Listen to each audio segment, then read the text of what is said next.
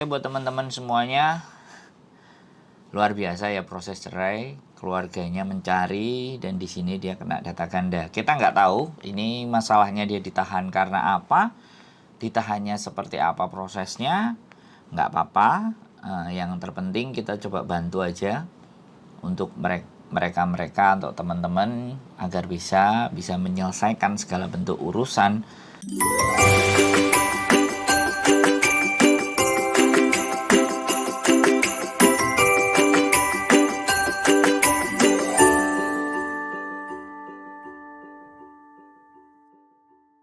Sidang terus pikir-pikir katanya, pikir-pikir terus sidang lagi nanti tanggal 10 Februari itu gitu loh. Katanya dia kalau bilang kalau nggak salah dia ditahan 10 bulan gitu kayaknya. Jadi gini bro, awal muasal namanya adiknya siapa mas? Papar Kediri. Dia itu dulu bekerja di Hongkong dengan memalsu datanya apa terkait dengan usia. Nah kemudian selama di Hongkong dia nikah dengan orang Hongkong, kan gitu. Aslinya podo kan, nikah dengan orang Hongkong, kemudian bermasalah dengan orang Hongkong itu dia pulang Mojokerto. Nah nikah dengan orang Mojokerto, dia balik lagi ke Hongkong. Tapi kan menggunakan bukan visa kerja, tapi visa katanya visa turis. Disitulah bermasalahnya. Jadi dia balik yang kedua itu nggak sama suaminya yang Hongkong itu, karena sudah bisa. Nah itu jadi ini saya ditahan itu bro. Memang kasus seperti itu memang ya bro ya. Jadi data ganda, kita bicaranya data ganda ya. Di Hongkong, ketika kita lahir tahun 82, kemudian kita aslinya 82, karena 82 misalnya nggak cukup umur jadi 21, tapi dia ngeyel berangkat. Akhirnya umurnya 18 gitu kan. Terus halo? Wes, krungu nggak? Iya, krungu Pak. Jadi misalnya dia umur 19 tahun, terus secara umur kan nggak bisa 21, otomatis dia dituakan. Jadi 81 jadi 79 ibaratnya, 82 atau 77. Enggak handset. Halo? Coba cek. Oh, iki aku ngomong nang ngene speakere ngisor lho. Mosok. Halo? Oke, standar ae. Emang voice iso. Iki piye? Wis krungu enggak? Jelas. Mbake jelas, wekmu sing masalah iku. Lapo, wong kok mau kene wong loro gak jelas kabeh, sing gak jelas awakmu tok kowe nyalahne. Lho, masih ngomong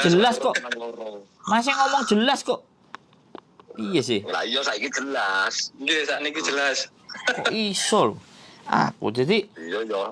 Jadi data ganda. Kalau data ganda itu pasti ketika dia renew atau dia masuk pakai turis kemudian dikasih masuk langsung ditahan. Kena.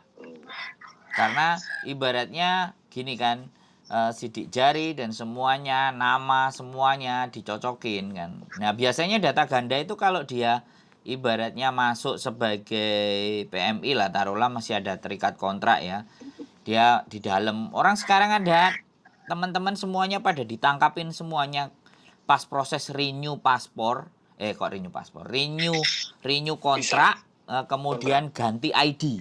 Hongkong sekarang kan ID-nya mau diganti, jadi laporan lagi gitu loh, gambarnya dirubah, itu untuk pemutihan. Kalau orang Indonesia kita bilang pemutihan. Jadi dari situ banyak sekali teman-teman yang masuk dulu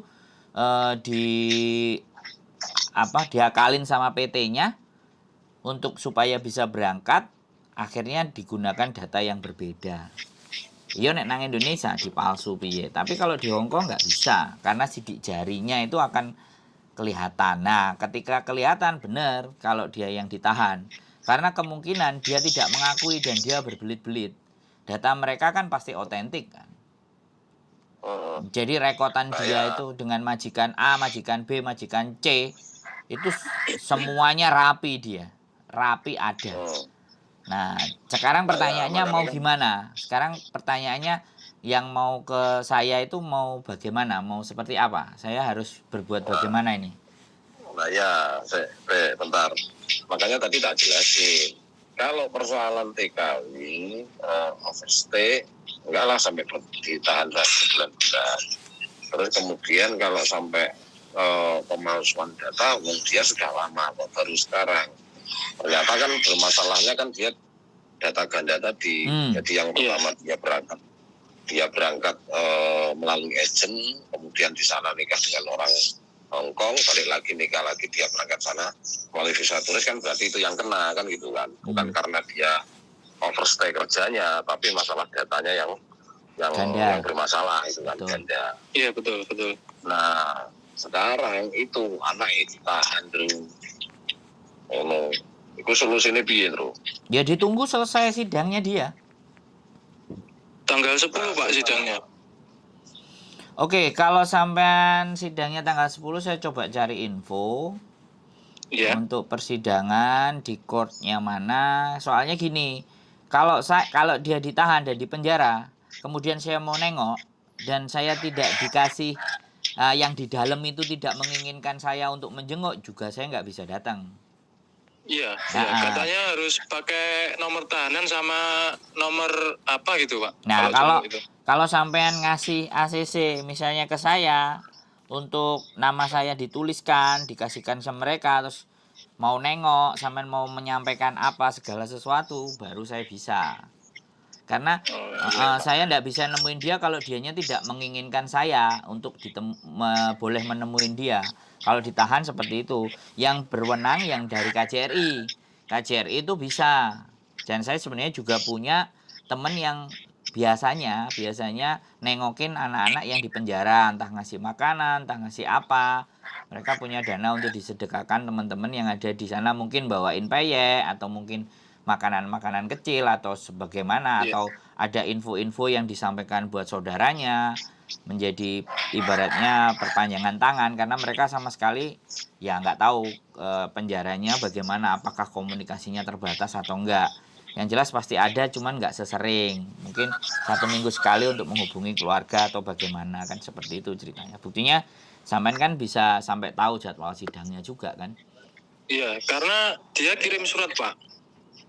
Oh, berarti dikasih akses tuh di tahanannya. Iya. Boleh kirim surat. Jadi seperti itu ya. Kalau sampean ibaratnya namanya tadi sudah sampean sebutin, nomor KTP-nya coba sebutin, saya ya bisa ngelacak. Dan bisa ngelacak. Cuman untuk masalah apakah mereka mau saya nengokin ke penjara, nah nanti saya cari, saya punya orang yang punya data. Mudah-mudahan dia cooperate ya sama saya, mau bantu. Kalau dia cooperate ya, sama kan kita harus bikin surat kuasa dulu kan. Kayak seperti biasanya itu kan, kita bikin surat kuasa, nanti dikirimkan ke sana kan gitu kan. Kuasa kuasa apa maksudnya? Ya kuasa mendampingi DE. Kan nantinya kan dia juga ngurusi perkaranya yang di sini, perceraiannya dia di sini. Itu surat kuasa itu untuk tanda tangan dia. Ya tanda tangan. Jadi kan dalam surat kuasa, ya pedangnya saya tak tunjukin justru. Surat kuasa itu ada pihak dari dia. Oh ya. Pemberi kuasanya kan pihak dia nih. Oke. Nah penerima kuasanya kan kita sama kamu. Oke. Kita lah, aku sama kamu. Bisa. Kan gitu mekanismenya. Oke. Itu Mas Mario. Nanti ID-nya saya kasihkan ke jenengan aja ya? Boleh di WA aja. Saya kirim ke WA gitu ya? Bisa, nanti kita coba cari. Nanti saya bikinkan surat kuasa, terus kemudian saya kirim ke Hongkong sana. Apa enggak ini Pak? Apa enggak kelamaan ya? Nanti soalnya sidangnya tanggal 10 gitu. enggak lah, ngomong sekarang lewat SSL itu cepet kok. Oh gitu ya. Kiriman itu Kemis berangkat, Minggu udah sampai Hongkong surat. Cepet sekarang. Gitu. Iya. Kalau kayak gitu, Bro, awakmu iso ngeprint ya nih, Bro. Ya ada printer banyak. Lah iso ngeprint kan. Ya kamu tinggal kirim font PDF. Font PDF-nya kasih. Yang paling terpenting itu saya menemuin dianya dulu itu loh. Saya harus cari tahu untuk bisa nemuin betul. dia. Itu yang paling penting dulu. Enggak, mekanismenya gini loh, Bro. Surat kuasa tak kirim ning nggonmu, kamu nemui dia, nanti tanda tangan dianya. Loh iyo, aku ngerti. Masalahnya sekarang kalau dia posisi ditahan, aku harus cari info untuk jadwal kunjungan ke dia itu hari apa. Ngerti nggak? Kalau ini Pak, nanti habis maghrib lah, nanti tak kirim ID-nya dia. Soalnya jadwal kunjungannya itu setiap hari boleh selama sebelum disidang. Nanti kalau sudah disidang 1 bulan sekali kunjungannya. Ini masih setiap hari masih boleh dikunjungi, gitu. Oh, berarti di kantor polisi kelihatannya. Iya, di Taulun apa di mana itu kantor tahanannya itu? Nah, kalau masih di kantor polisi enak, Pak. Saya bisa masuknya enak. Kalau saya dikasih informasi akurat, kalau kantor polisinya yang mana saya bisa datang. Saya nama ini, saya mau jenguk tahanan ini, boleh apa enggak, gini. Ya, ada sesuatu yang ingin saya sampaikan atau saya bicarakan, atau dianya nanti dipanggil. Anda selaku siapa, seperti apa, kan kayak gitu kan. Iya, nanti tak mintakan nomor tahanannya juga Pak, nanti tak kirim ke jenengan ya. Oh siap. Ya, jadi gini aja Mas Waryo, sampai paparnya mana toh? Saya paparnya Ndawan Kidul. Oh, Ndawan Kidul. Iya. Jadi nanti aja habis maghrib dokumennya di fotokopi, sampai datang ke saya jadi pare, nanti tak Sherlock. Oh, jenengan pare Pak? Oh iya. Nanti saya Sherlock, ya. Sekalian bahas itu kelengkapannya apa, nanti saya bisa komunikasi dengan santri. Oh gitu. Siap. Di sini kan gitu. Itu Mas Waryo. Ya. Siap, laksanakan, saya manut. Pokoknya kalau ada ID pengenalnya, posisi lokasi di kantor polisi mana saya bisa. Iya.